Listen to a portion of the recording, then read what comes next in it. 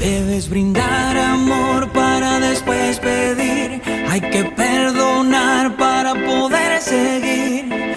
Recuerda que tenemos un viaje de ida y hay que darle gracias siempre a la vida, a la vida, a la vida, a la vida.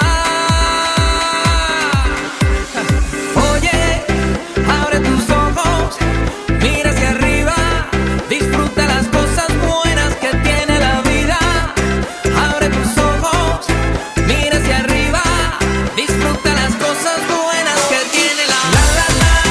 La la la la la la la la la la la la la.